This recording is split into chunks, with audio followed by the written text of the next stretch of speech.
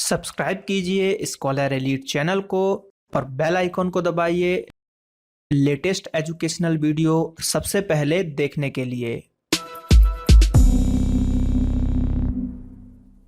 Hello friends, आपका स्वागत है स्कॉलर एलाइट में। मैं ब्रजेश आपको यहाँ पर आज जीएस टेस्ट सीरीज का जो है पार्ट आपको 27 बताने जा रहा हूँ, जिसके अंतर्गत हम फिजिक्स को पढ़ेंगे, केमिस्ट्री को पढ़ेंगे और लाइफ साइंस को पढ़ेंगे। तो चलिए स्टार्ट करते हैं आज का पहला क्वेश्चन।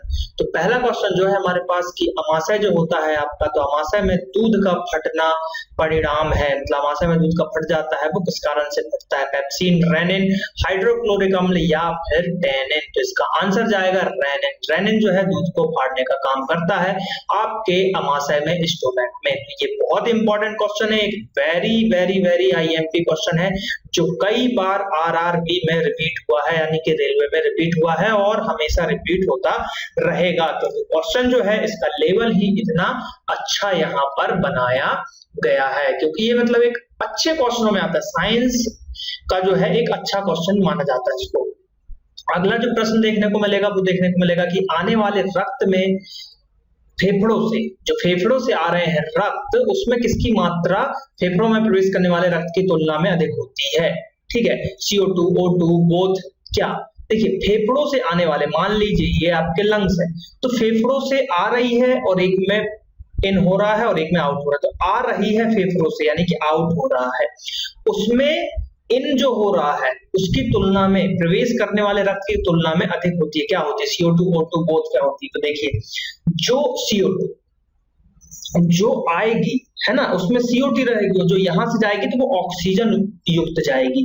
तो ये आपको याद रखना, ठीक है। फेफड़ों से आने वाले रक्त में CO2 की मात्रा फेफड़े में प्रवेश करने वाले रक्त की तुलना में यहाँ पर अधिक होता है। तो ये सब चीजें यहाँ पर होती है, ठीक है। चलिए अगला प्रश्न जो है कि रक्त जो वाहिनी होती है, ठीक है, रक्त वाहिनी, उसमें उपस्थित रक्त का थक्का कहलाता है, क्या कहलाता है? थ्रोम्बोसिन या फिर एग्लूटिनिन या फिर थक्का क्लॉट ही कहलाता है, थ्रोम्बस कहलाता है। क्या कहलाता है? ब्लड जो है क्लॉट हो जाता है इनसाइड ब्लड वेसल्स, उसको क्या बोलते हैं? उसको बोलते हैं थ्रोम्बोसिस। क्या बोलते हैं? थ्रोम्बोसिस बोलते हैं। अगला जो प्रश्न है कि मूत्र में जल की अधिक मात्रा कौन सा रोग होता है ना? मूत्र में जल की अगर अधिक मात्रा होने लगे तो वो कौन सा रोग होगा? यूरिया उत्सर्जन, उदक में या फिर मधु में या फिर उनमें से कोई नहीं? तो इसका जो आंसर है वो है भैया मधु में, ठीक है, मधु में इसका आंसर होगा। अगला जो प्रश्न है कि बीज निम्न में से निर्मित होता है, बीज जो है निर्मित कैसे होता है? तो बीज देखिए, अनिषेचित अंडाशय से, निषेचित अंडाशय से या फिर निषेचित अंड से और अनिषेचित अंड से। किससे होता है? तो ये होता है भैया अनिषेचित अंड से। किससे? अनिषेचित अंड से होता है। अगला प्रश्न है कि ओजोन आवरण किससे हमारी रक्षा करता है? देखिए बहुत ही सिंपल क्वेश्चन है। अब इसमें थोड़ा सा ट्रिकी है कि भैया अंतरिक्ष किरणों से, UVC से और UVB से, किससे? तो भैया ये जो बोथ आपका अल्ट्रावायलेट से ही बचाता है। अब वो C टाइप का हो, B टाइप का हो, किसी भी टाइप का हो, वो दोनों से ही बचाता है। तो इसका आंसर हो जाएगा बोथ सेकंड एंड थर्ड। अगला प्रश्न है कि जीवाश्म ईंधन के जलने के दौरान निम्न में से कौन निष्कासित होता है? जीवाश्म ईंधन के जलने के दौरान निम्न में से कौन निष्कासित होता है? कार्बन डाइऑक्साइड, नाइट्रोजन के ऑक्साइड या फिर कार्बन मोनोऑक्साइड या फिर उपरोक्त सभी? क्या होगा इसका आंसर? तो इसके आंसर की अगर हम बात करें तो इसका आंसर होगा CO2, कार्बन डाइऑक्साइड इसका सही आंसर होगा, यानी कि ऑप्शन नंबर फर्स्ट वाला। अगला प्रश्न है कि दुमिकाएं किसमें पाई जाती है? द्रुमिकाएं किसमें पाई जाती हैं? रेखित पेशी में, हृदय पेशी में या फिर तंत्रिका में या फिर अरेखित पेशी में? किसमें पाई जाती है? तो इसका आंसर है तंत्रिका में। अगला प्रश्न है एक जलीय फंड जो चावल के खेत में हरी खाद के रूप में उपयोग की जाती है, वो क्या है? साल्विना, म्यूकर या फिर एस्परजिलस या फिर एजोला? देखिए ये क्वेश्चन आपको टफ लग सकते हैं, तो इनको आपको रट लीजिएगा, क्योंकि ये क्वेश्चन जो है मिलने आपको जल्दी बुक में नहीं मिलने वाले क्वेश्चन जो है, ये अलग से है क्वेश्चन। तो अब जो इसका आंसर है एजोला। क्या है इसका answer? Azolla is the correct answer. अगला प्रश्न है कि सर्वाधिक वैद्युत धनात्मक तत्व कौन सा है? वैद्युत धनात्मक पूछा, इलेक्ट्रोपॉजिटिव पूछा है यहाँ पर। तो जो इलेक्ट्रोपॉजिटिव है वो है CS। क्या है? CS। अब आपको बताना है कि CS क्या है, इसका फुल फॉर्म। फुल फॉर्म बताना है, क्योंकि बहुत ही इजी सा है ये, केमिस्ट्री से रिलेटेड क्वेश्चन है, तो आपको कमेंट करके बताना है नीचे। अगला जो प्रश्न है कि एक चालक का प्रतिरोध उसके प्रारंभिक मान का आधा हो जाता है, ऐसा करने पर चालक में उसमें प्रभाव होता है, कैसा होगा? आधा होगा, एक चौथाई होगा, 4 गुना होगा, या फिर 2 गुना हो जाएगा। तो ये जो होगा वो होगा 2 गुना।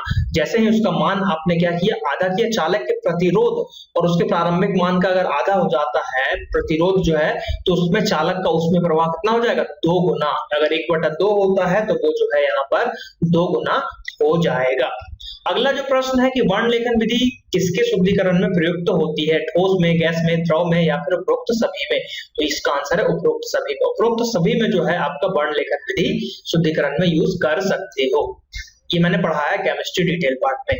अगला जो प्रश्न है कि पेनिसिलिन क्या है? प्रतिजैविक है, तीव्र ज्वरनाशी है, या फिर हार्मोन है, या फिर विटामिन है, क्या है? तो ये पेनिसिलिन जो है यहाँ पर एक प्रतिजैविक है, एंटीबायोटिक है।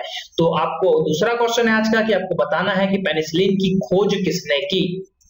पेनिसिलिन की खोज किसने की? कमेंट में ज्यादा से ज्यादा कमेंट बॉक्स में उसको भर दो कमेंट से कि इसका आंसर क्या होगा। तो पेनिसिलिन की खोज किसने करी, जो ये आपको बताना है। और पेनिसिलिन एक एंटीबायोटिक है।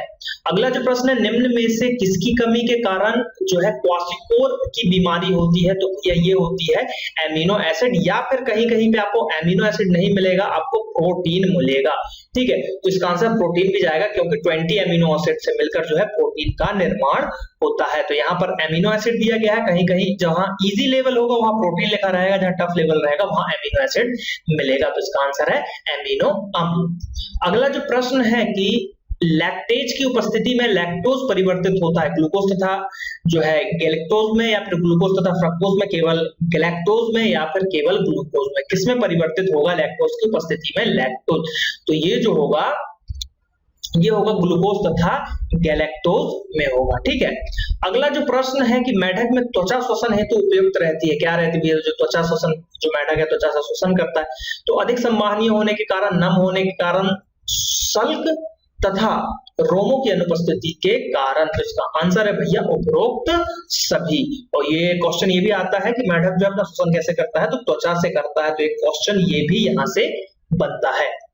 अगले प्रश्न की तरफ बढ़ते हैं। अगला प्रश्न क्या है हमारे पास कि ऊंचाई पर रहने पर लाल लोथित कोशिकाओं की संख्या बढ़ जाती है, क्यों? क्योंकि पर्वतों पर ऑक्सीजन कम मात्रा में होती है, शरीर में को गर्म रखने के लिए अधिक ताप की आवश्यकता होती है, पर्वतीय वायु में जीवाणु अनुपस्थित होते हैं, या फिर पर्वतों पर ऑक्सीजन अधिक मात्रा में होती है, क्या होती है? तो यहाँ पर होती है कि पर्वतों पर ऑक्सीजन जो है कम मात्रा में होती है। ऑक्सीजन क्या होती है वहां पर?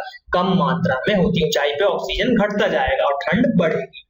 अगला प्रश्न है कि बोमेन संपुट का कार्य क्या है? ठीक है, बोमेन संपुट का क्या क्या है? फिल्टर करता है वो, सक्शन पंप करता है, चूषण करता है, क्या करता है? उपरोक्त सभी, मतलब क्या कर सकता है ये चीज? तो ये जो करता है ये करता है भैया फिल्ट्रेशन। क्या करता है? फिल्ट्रेशन यहाँ पर करता है। अगला प्रश्न देखते हैं कि उपार्जित लक्षणों की वंशागति को किसके द्वारा प्रस्तावित किया जाता है? डार्विन, लैमार्क, वेलिक, या फिर ओपेरिन? किसके द्वारा किया जाता है? तो इसका जो आंसर है लैमार्क के द्वारा। किसके द्वारा? लैमार्क के द्वारा प्रस्तावित किया गया था। अगला प्रश्न है कि प्रत्येक खाद्य श्रृंखला में हरे पादप है। ठीक है, क्या है? हरे पादप है। तो वो क्या होते हैं? अपघट्ट होते हैं, उत्पादक होते हैं, उपभोक्ता होते हैं। उपभोक्ता वैसे कोई नहीं। तो जो हरे, ठीक है, हरे पादप जो होते हैं वो होते हैं उत्पादक। क्या होते हैं? उत्पादक यहाँ पर होते हैं। तो इसका आंसर हो जाएगा उत्पादक। अगला जो प्रश्न है कि इनमें से किस एक की कोशिका भित्ति सेल्यूलोज से नहीं बनी होती? जीवाणु की, हाइड्रला की, आम वृक्ष की, या फिर कैक्टस की? किसकी सेल्यूलोज से नहीं बनी होती है? बहुत इंपॉर्टेंट एक क्वेश्चन है।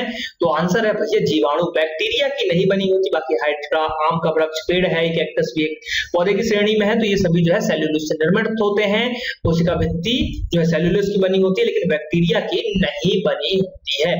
अगला प्रश्न जो है यहाँ पर कि परमाणु त्रिज्या के अनुसार आपको बढ़ते क्रम में जमाना है। तो ये जो बहुत ही सिंपल क्वेश्चन है, इसका आंसर हो जाएगा पहले mg, फिर na, फिर k और फिर rb। यानी कि ये जो आंसर है ये आंसर है आपका थर्ड वाला, यानी कि सबसे ज्यादा होगा rb का, फिर k का, फिर na का और फिर mg का। अगला प्रश्न है कि निम्न से कौन सा कथन सत्य है? हाइड्रोजन का आयनन विभव सोडियम का आयनन विभव के समान होता है, या फिर H की विद्युत ऋणात्मकता हैलोजन के समान होती है, या फिर जो अगला प्रश्न है यह एनोड पर मुक्त नहीं होता और H की ऑक्सीकरण अवस्था +1 और -1 होती है, कौन सा इसमें से सत्य है? तो सत्य बस लास्ट वाला ही है कि जो हाइड्रोजन है उसकी ऑक्सीकरण अवस्था फर्स्ट और -1 होती है। ये मैंने केमिस्ट्री के लेसन में पढ़ाया था डिटेल वाले भाग में, तो आपको वहां पर भी इसको देखना है। अगला जो प्रश्न है कि गुणसूत्र बने होते हैं, गुणसूत्र किससे बने होते हैं? डीएनए से बने होते हैं, प्रोटीन से बने होते हैं, डीएनए प्रोटीन दोनों से बने होते हैं या आरएनए से बने होते हैं। तो गुणसूत्र जो बने होते हैं वो डीएनए प्लस प्रोटीन दोनों से मिलके बने होते हैं। आपके क्रोमोसोम कितने जोड़े होते हैं? तो 23 जोड़े होते हैं और टोटल 46 होते हैं, और किसी किसी में जो है 47 भी होते हैं, तो वहां पर बीमारी होती है, सिंड्रोम, कई सिंड्रोम होते हैं, इसमें कम भी होते हैं और ज्यादा भी होते हैं। अगले प्रश्न की तरफ बढ़ते हैं। तो जयांग ग्राही भाग है, जयांग आखिर क्या है? तो अगर हम इसकी बात करें तो यह है प्लेटिसेंटा है, फ्रंटाशय है, वर्तिकाग्र है या वर्तिका है। तो जयांग जो है ये है भैया स्टिग्मा, क्या है? स्टिग्मा या फिर वर्तिकाग्र है। तो यहाँ पर जो है लगभग हमने 25 क्वेश्चन को यहाँ पर डिस्कस कर लिया है। बहुत इंपॉर्टेंट क्वेश्चन ये आपको बुक में नहीं मिलेंगे, तो भैया ज्यादा से ज्यादा इसको लिख लो, कॉपी में रट लो, 2-3 बार वीडियो को देखो, ऑटोमेटिक आपको याद हो जाएगा। ऐसे क्वेश्चनों को रट्टा ही मारना पड़ेगा, समझने और से ये सब कुछ नहीं होने वाला। जितना ज्यादा रट लोगे उतना अच्छा रहेगा रेलवे के एग्जाम के लिए। तो चलिए मिलते हैं अगले वीडियो में। थैंक यू, जय हिंद, जय भारत।